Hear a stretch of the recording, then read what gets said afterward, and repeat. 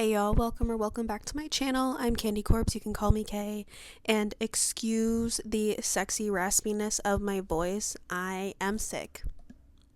I actually have COVID that one of my coworkers gave me because they were also really sick, not immune compromised like I am though, and decided that they weren't going to test because they could taste and smell.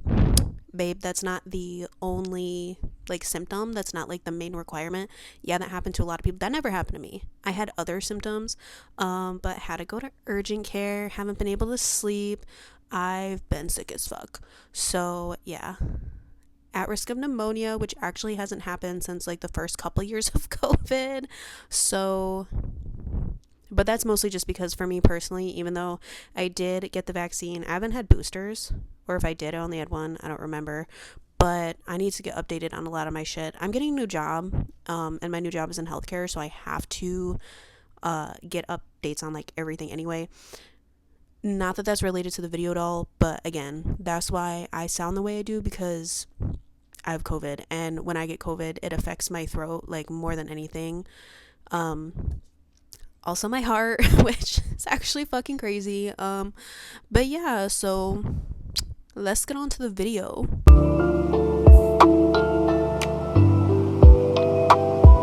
So with that disclaimer aside, for this video, I am going to be reading to y'all some of these paranormal stories. I already have a couple picked out that I picked based on the titles that I think were interesting. Don't mind me taking deep breaths. Again, that has to do with the COVID, because I cannot breathe. Again, throat and nose, it really fucks all that up for me. And my heart and lungs get affected. I actually hate being sick. Also, I did redo my hair. I went back to the scene look. Don't look from this angle. Oh! Actually doesn't look too bad when I kind of angle it down, but ooh, rough. It kind of looks better those were shots. Might have to screenshot that and post it on Instagram. Anyway, I picked these based on the title alone. Two of them I already had picked out. The last video I did, similar to this, actually had an update, and it was kind of long, so I made it its own separate video. And so I only had two, had to pick one more, but this one, it seems interesting. So I'm just going to go through them, change the style of my videos a little bit. I'm just yapping at the beginning of this, probably going to cut a lot of it out, but whatever I don't cut out, I'm changing the styles of my videos a little bit to kind of be more professional, or more like the videos that I see people doing, where they do just the voiceover and then they put the pictures over it, or they do a little bit of both. I don't really know how to do that. I still have to edit stuff on my iPhone with free editing apps, because your girl's broke and has very limited resources. So yeah, anyway, let's get into it. By the way, these are all from r/paranormal encounters. So if y'all want to check that out, you can. That's where I'm getting these 3 stories from today. They're all supposed to be based on true events. That's the requirement for posting in the subreddit. I believe an ET left a sign to show that it is following me. I went out for a drink with a friend of mine yesterday. Before I get to the paranormal part, I have to provide some context. We were at a Mexican restaurant, and she was asking me if I was one of those people that couldn't stand cilantro. But she got the herb mixed up and asked about oregano. So we ended up joking around about oregano for a bit. Later on in the conversation, we started talking about weird things that we may not know about each other. So I told her about the time I saw an extraterrestrial, ET, that's what it stands for in case anyone didn't know, in my bedroom. She's not the type of person who believes in these things, but she was very respectful and asked questions about it. She asked me later to send her a drawing of what I saw. So this morning, I texted her a quick sketch. Maybe 30 minutes later, I went into the kitchen to get a drink and saw an oregano container out on the counter. It was open on its side on top of an oven mitt. I used oregano maybe a couple of times this year, and I live by myself. I keep it in a cabinet towards the back, so it's not possible that it could have somehow fallen out, opened, and ended up on a glove like that. I immediately got the impression that something was letting me know that they were listening to me at the restaurant. I don't really know how else to explain it. Y'all, I want to see the sketch.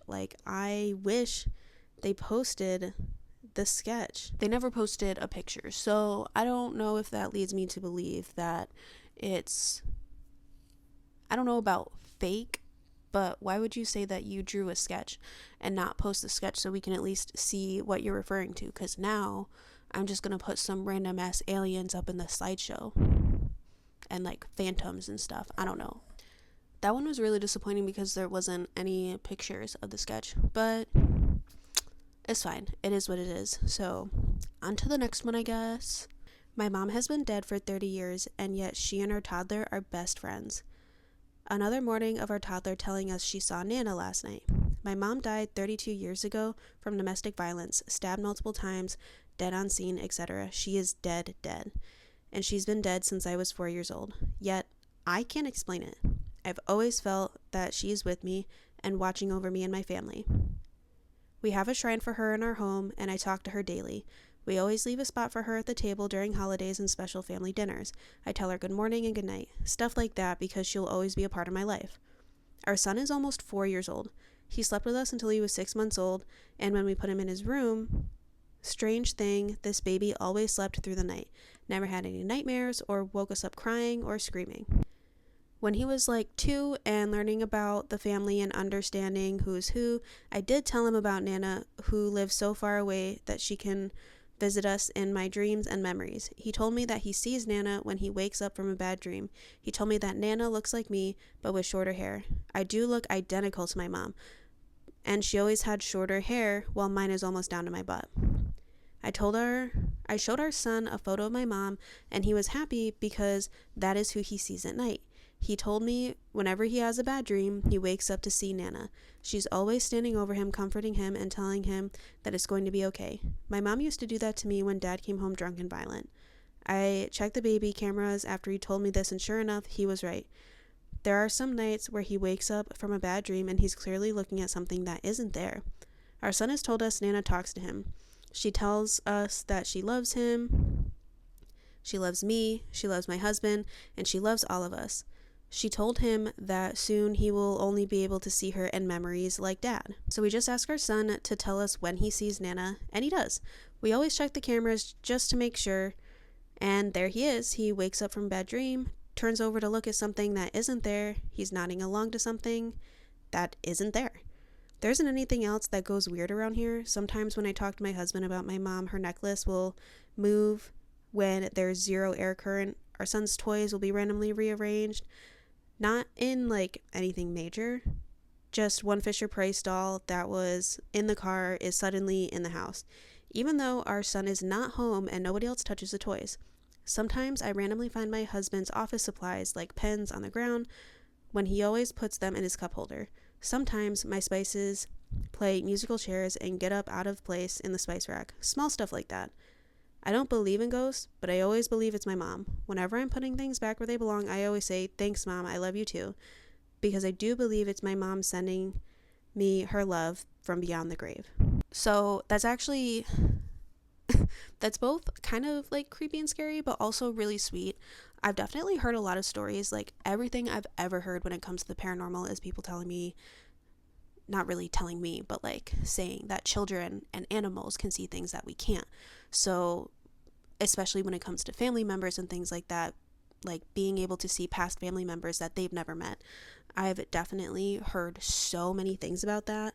So when it comes to things like believing in the paranormal, if you believe in stuff like that, you probably won't find this very hard to believe. And then if you're a skeptic, or pretty much mostly a skeptic, you'll probably be like, okay, yeah, whatever, he must have seen the picture somewhere.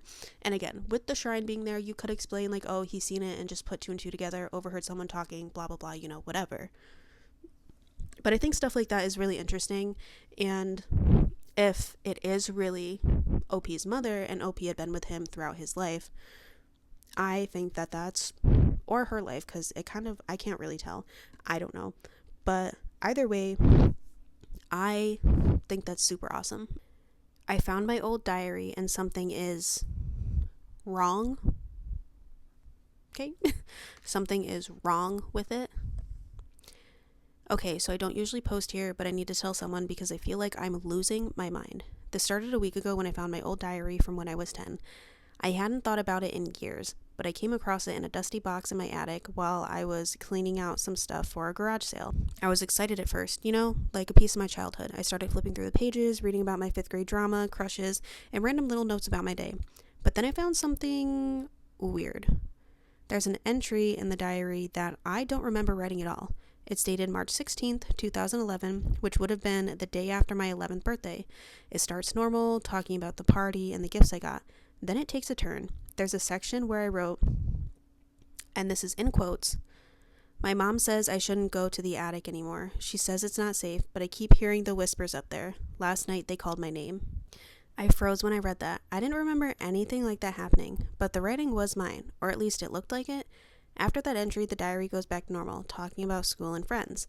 I tried to brush it off as a weird childhood memory, or maybe my imagination running wild, but then things started happening around the house. Little things at first. I'd hear creaks in the attic above my room at night. I figured it was just the house settling, but then I would hear footsteps, slow, deliberate footsteps. 2 nights ago, it got worse. I woke up around 2 a.m. to the sound of something moving upstairs. Not just footsteps, but dragging, like something heavy was being pulled across the floor. My heart was pounding, but I forced myself to go up there and check.